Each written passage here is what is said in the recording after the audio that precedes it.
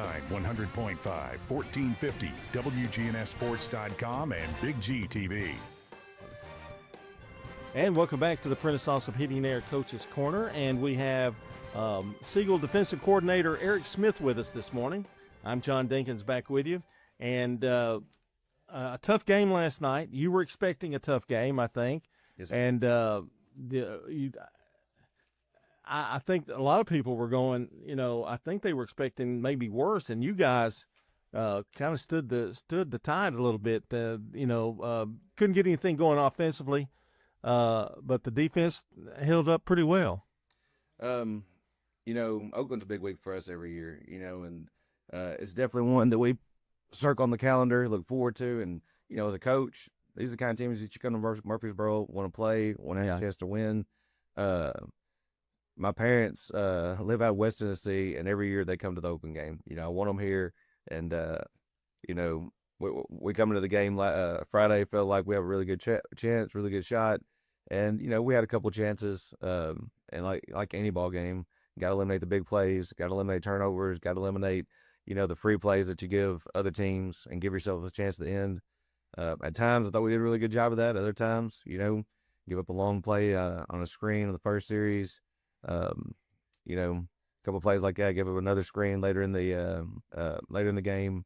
So, we just got to eliminate those kind of things. And, Oakland's a great challenge for us. And a lot of our kids came off, and they were frustrated and angry. And a lot of them, as they're coming off, so, well, you want to try and play them again? Let's get if we can get to the playoffs, make a little run right here and get another shot. And every one of them kind of like, hey, let's go play them again. We feel like we can eliminate some things. So, yeah, I mean, Oakland's always a tough challenge, and it's an exciting game to be a part of, and an exciting game to give yourself a shot if we can get there. And but our kids expect to go in those games, compete to win, and it's an exciting group of kids that kind of had that mindset. Yeah, and they did compete. With Oakland, when you're playing Oakland, those top defenses too, you can't have turnovers. You can't have, and not even necessarily turnover, but you need to execute well. I mean, you can't have a busted play and that kind of thing. And you take those away, you're in the game.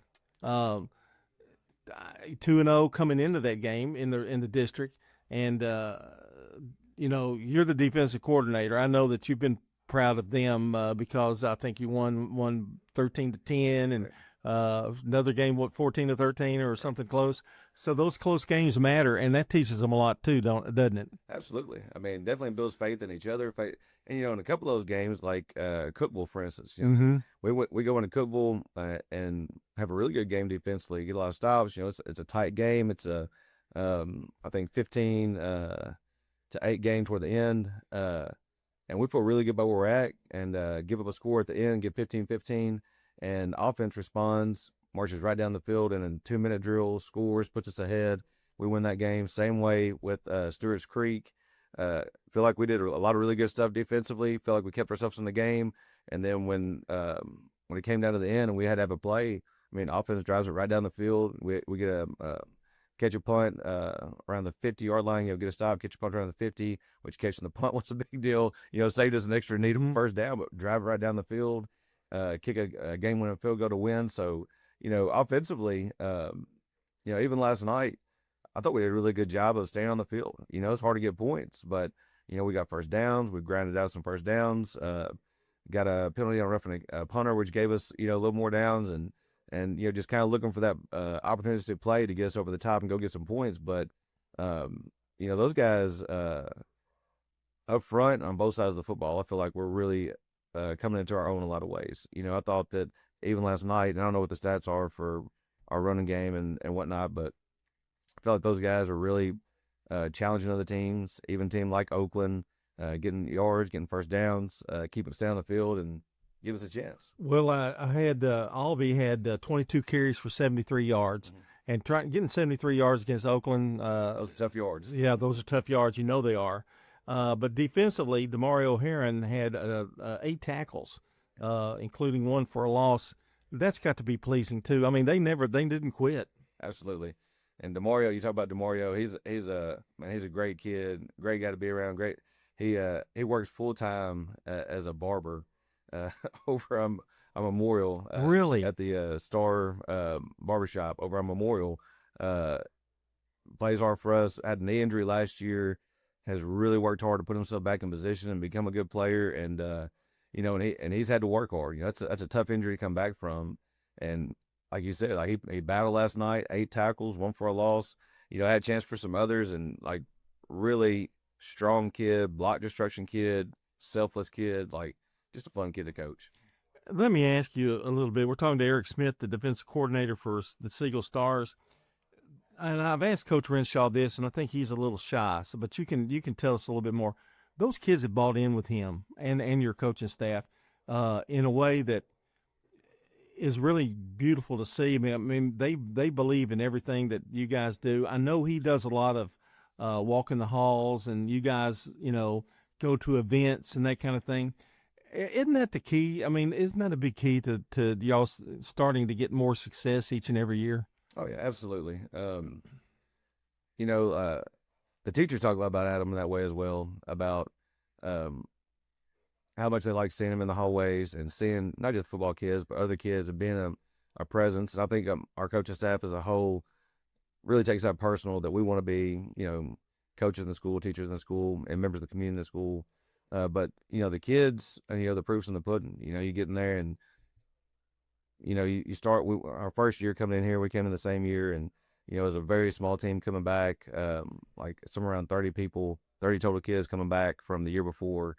And, Coach Warren does a great job with our freshman team, getting numbers up and getting guys in the field and giving them roles. And we've had between 40 and 60 freshmen every year come through, which those guys go into the varsity program. And, we're having 80 to 90 kids at the beginning of every year in the varsity program. And, the proof's in the pudding. I mean, you care about them, you push them, you work them hard, you challenge them, you recognize accomplishments. Everybody enjoys that. But they really do. You tell these kids to do things, and you coach them on it, and you can see it improving in them, which is exciting. It's an amazing thing to watch. And I know when he took over the program, it had some heartache and some other things. And you've got a good AD, good support with Coach White. That's important too. I mean, to have that backing by them, and would do anything you need to do. Got a turf field. Some of those things. That's not easy, getting all those things together. It's a great community. Yeah, great community from top down, from community members that add in, like Charlie Davison. The administrators. Mr. Creasy and Coach White. They're never more than a phone call away, and on the sidelines, they're just a couple yards away. But we really do. We have a lot of people in that Siegel community that care about our football program. They care about the school as a whole, and it's exciting when you look out there and the basketball coaches are there and the baseball coaches are there, and they're upstairs in the box commentating the games. And you go down and the other sport coaches are asking about the games on Monday, and it's a really cool community. Coach Wine has been through the wars as well, and success at Riverdale, success at Siegel. I'm sure that's a big benefit to have, because he knows the game and he knows what may be going through everybody, or through a hard time or the good times. Right. I think he understands all that. Absolutely.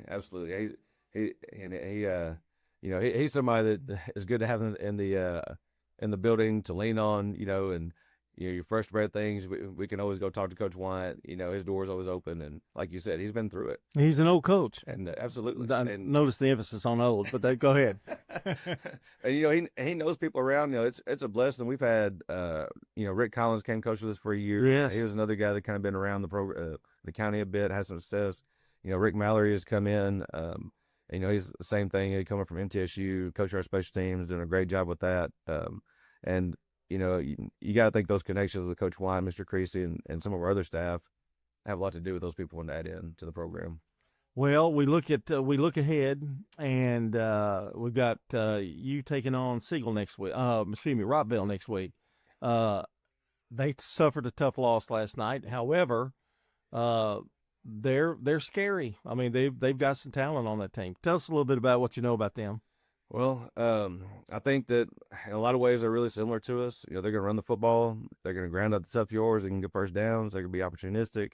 They got guys on the edge that can hurt you. They got a couple of good receivers that can beat you over the top.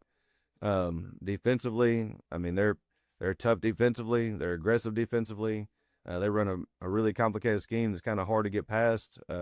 We have history of a lot of their coaches. You know, a lot of Siegel coaches. They're at Rockville now, and Coach Counts, we've known him for a long time, from West Tennessee to Paris to Dyersburg, and you know, those really good guys, really good coaches, and you know, it's an exciting game to be a part of. Like almost everyone in this county, you know, they're fun games. Well, they're never any easy ones either, really. I mean, you might get an easy one just by turnovers or something, but they're all tough, aren't they? I mean, each and every week. Yeah, we talk about that a lot with our kids, that nothing's free, and you got to earn it all. You got to earn every blade of grass, every punt, every turnover. Like, you know, there's nothing you've done that's going to give you something this week. It really makes it hard, too, because if you have a big win, you can't go on that one for very long. You know, I guess, what do y'all start on Monday or Sunday? Yeah. Saying, got to look ahead, got to keep going. Yeah, let's turn the page on this one, go on to the next one. And like you said, it gets you nothing. You know, you have a big win, it gets you nothing. But at the same time, you know, we didn't perform like we wanted to last Friday,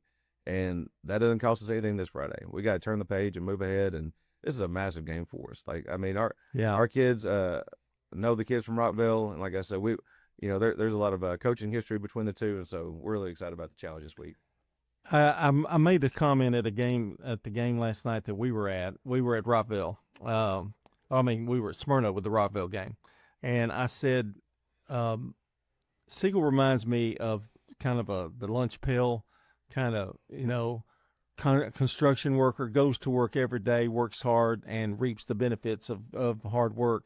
Is that a fair assessment of your guys? Because you've got some talent, but I didn't mean it like you didn't have any talent, but it's just the way you go about things, and we're trying to keep away from turnovers and doing the fundamentals right and all that kind of thing. I hope so. I mean, I really hope that's what we look like, and I hope that's the impression we give people. And we try to be really intentional about the way we practice, the way we address things. And, you know, one of our biggest slogans, especially defensively, is, guys, you can control what you can control. Let's control that. You know, you control how you line up. You can control your leverage. You can control your eyes. You can control your read steps. You can't control the way the game ends up. You know, I mean, you know, you could go out and shut teams out and lose by 2-0 to a safety, or you could put 50 points on the board and lose 50-52. But I mean, you can control what you can control. And, you know, we work really hard on talking to our guys about just control those things, you know, concentrate on those things, concentrate on your alignments, your keys, your reads, how you run these drills. And, you know, hopefully that does turn into that, you know, just a very workman mentality and a selfless mentality. Well, whatever you're doing well. I mean, it's been very successful, and good luck against Rockville. Like you said, that is a huge game for both of y'all. Absolutely. Both teams. All right, Eric, appreciate it. That's Eric Smith, the defensive coordinator here at Siegel, and we appreciate him substituting for Coach Renshaw today. He's a tough act to follow, but you did great. This portion of the show is brought to you by Middle Tennessee Electric, serving our community by providing affordable, reliable, and safe electricity. Online at mte.com. Up next on the Prentice Awesome Heating and Air Coach's Corner, it's Eagleville coach Floyd Walker as we continue.